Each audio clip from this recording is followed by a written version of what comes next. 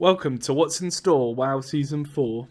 Shadowlands starts its 4th season this week, with a patch hitting live servers on the 2nd of August for America and the 3rd of August for EU, bringing with it a host of new changes to the way Blizzard handles PvE seasons through 2 new systems, Fated Raids and Mythic Plus rosters. So let's dive into what this means for you. Let's start with Fated Raids. What even are they? Well, if there's one thing that's definitely fated, it's going to be people googling what on earth this system is. So let's take it from the top.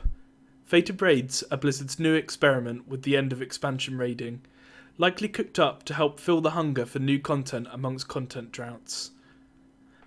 For Shadowlands Season 4, Blizzard have gone back over all previous raids for the expansion and have brought them into the Fated Raid system. This new system brings higher eye level requirements, tuning, and affixes similar to Mythic Plus dungeons into raids, all while offering the allure of higher item level loot, a new system to target weapons and trinkets from specific raids, and a new system that enables you to upgrade your fated item drops into their heroic or mythic counterparts. But before we delve into rewards, let's take a look at how this system works. Each week, one of Shadowlands' 3 raids, Castle Nathria, Sanctum of Domination, or Sepulchre of the First Ones will become a fated raid for the given week. Blizzard have released the schedule up to the 6th of December as follows. Week of August the 2nd, Fated Castle Nathria. Week of August the 9th, Fated Sanctum of Domination. Week of August the 16th, Fated Sepulchre of the First Ones. Week of August the 23rd, Fated Castle Nathria. Week of August the 30th, Fated Sanctum of Domination. And week of the 6th of September, Fated Sepulchre of the First Ones. It's important to note that whilst a raid is fated, you won't be able to access it on the normal difficulty, so if you're trying to progress in Sepulchre, or are hoping for an easy transmog run from Castle Nathria, keep an eye on the schedule to make sure you aren't adding extra difficulty to your plans by tackling these raids on a fated week. You'll know a raid is fated as it will be marked with a handy pentagon in the dungeon journal, allowing you to check in game at any time which raid is fated. Now we've talked about what a fated raid is, let's talk about fated affixes. Bosses will be augmented with different powers that add a little bit of spice on top of their current mechanics. These powers are as follows. Creation Spark. Targeted players become charged with cosmic damage over time. When this magic dispellable aura is removed, creation sparks fly off and impact the ground. This can explode if no player is there to intercept it, but if they do, they're rewarded with a powerful fated infusion, increasing the flow of time and the movement of speed of players within the radius. Reconfiguration Emitter. An enemy appears which continuously casts, inflicting cosmic damage to all players if successful. Over time, the enemy gains energy and increased damage done, and when defeated, grants a fated infusion which increases mastery, critical strike, versatility, and avoidance based on the enemy's energy value. Protoform Barrier. Infuses a powerful enemy to inflict cosmic damage to players. When removed, this power manifests as an enemy who shields all enemies in the area for a short period of time, sharing the pool of shielded health. Players may additionally heal a secondary unit to contribute against this pool. If the shield breaks, damage and healing done to the shielded enemies is inflicted upon them, and players are granted Fated Infusion, increasing total health, damage, healing, and absorbs done based on how much the player contributed. Chaotic Essence. This summons an orb which defeats all players, but may be interacted with. This activates the foe, which spawns additional enemies for a short period of time. For each one of these additional enemies slain, more spawn, and after the window of time, players are rewarded with another Fated Infusion, increasing damage, healing, and absorbs done, stacking for each enemy defeated. As you can see, these affixes award a tasty buff, altering the way that we think of raid mechanics. For example, if you get a Chaotic Essence as an affix, you might need to think about which of your tanks pick up this new foe and how many of your DPS you want to switch off to get kills on the adds to maximise the buff. It will be interesting to see how players utilise these affixes to their advantage, or, in the case of Raid Finder, how many wipes it will take to get someone to click the orb before everyone explodes. Another cool feature is that relevant world bosses will also have an item level increase while their raid is fated.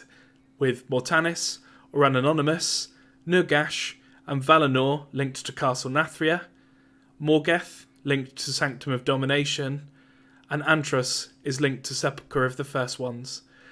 This offers an alternate way to get your hands on some of that shiny fated loot without having to step foot in an instance. So what eye level is this new loot? For Fated Brainfinder, it's 265 standard with 272 on final bosses. With Fated Normal, 278 with 285 on final bosses. Fated Heroic, 291 to 297 on end bosses. And Fated Mythic, 304 to 311 on end bosses. On top of this, you'll also get the opportunity to get a new currency, Puzzling Cartel Dinars. This new currency is awarded for completing new quests that come with Fated raids. These quests will automatically be offered to you when you enter a Fated instance, asking you to kill a certain amount of bosses each week. Each kill is unique, meaning you can't just kill the same boss over and over to complete the quest. You live for now, Shriekwing. You'll be able to hand the quest in to get dinars, which can in turn be taken to your new broker friends, Ko Ropo, Soturo, and Ta Chuzo, which can be found alongside the weekly vault. This trio is hungry for your dinars. And in return for the coin, you can get a piece of gear from one of the 3 Fated raids, allowing you to get hold of the pesky trinket or weapon that you've been targeting that just won't drop. Next up for rewards, you'll also get a new item from killing bosses, shards. These shards currently seem to drop 1 per boss, with heroic shards coming from normal raids and mythic shards dropping from heroic raids. Once you've got 20 shards, you'll be able to combine them into an item, which in turn will allow you to upgrade any Fated raid item from normal to heroic, or from heroic to mythic, dependent on which shard type you use. Finally, to cap off rewards, there are some generic rewards for getting involved with the Fated raid system through achievements. By completing all of the Fated raids on normal or higher, you'll get a new mount, Jiggleworth Senior, allowing you to sit atop WoW's slimiest new snuggle buddy. For completing all the Fated raids on heroic, you'll get a new title, Hero of Fate. And finally, if you're dedicated enough to get all of the raids done in Mythic, you'll score yourself the ability to teleport to any of the Shadowlands Mythic raids. Not quite sure why you want to go back to them after enduring all these fights in Mythic though. So that's it for Fated raids. In summary, 1 raid is Fated a week, Fated raids are tuned to a higher eye level, and the bosses have affixes. Killing the bosses gives a higher eye level loot, and a new currency for targeting loot. On top of this, you'll get new shards for upgrading Fated loot, and some cool rewards if you kill them all. Next up is the changes to Mythic Plus. In Season 4, Blizzard is really shaking up the Mythic dungeon scene by bringing Mythic Plus dungeon rotations in.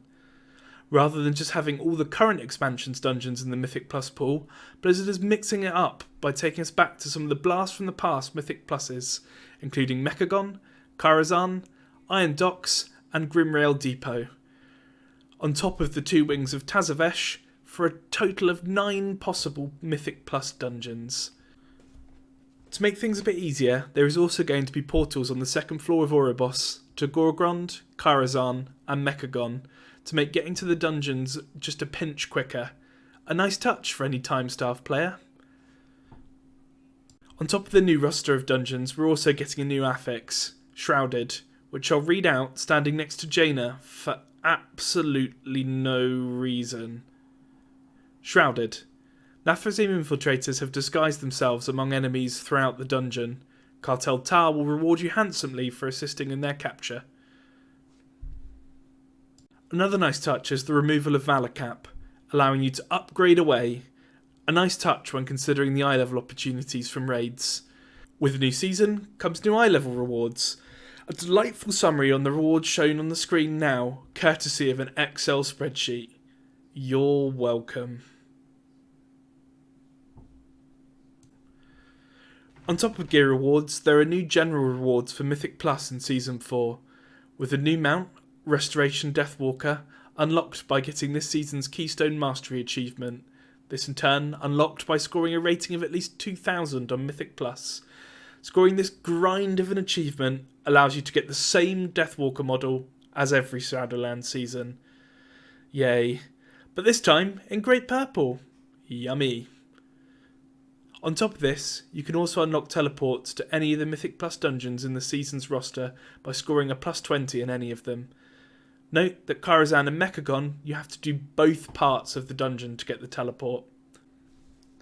So in summary for dungeons, new roster, old dungeons but scaled up, same items but with a new eye level, and no valor cap, allowing you to upgrade to your heart's desire.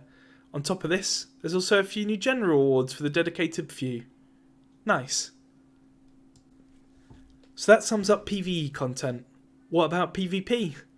Seasons for PvP remain largely the same, so I won't go into depth on the changes here, minus mentioning that the new eye level cap for rank 9 elite is 301 outside of PvP and 311 inside, offering a PvP equal to the Mythic Fated raids.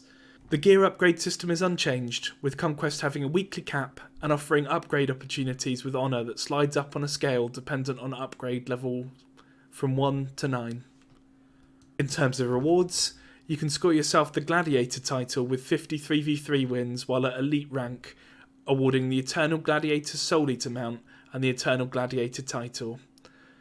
On top of that, a new Vicious mount is available, offering the Vicious Warstalker with Alliance and Horde colour variants. Nice. So that about wraps it up for Season 4 content. A lot of innovation on the PvE side, with Fated raids and Mythic Plus rosters really trying to spice up the available content at endgame. Fingers crossed this adds a little bit of life back into Shadowlands ahead of Dragonflight. I'm personally really excited to see Blizzard try something new at the end of an expansion, rather than just leaving us high and dry running the same raids over and over. But let's see if it's as fun to return to this expansion's raids on a higher difficulty, or if there is more that Blizzard needs to consider in the future to keep the player base hooked in a content dry patch. Until next time, take care.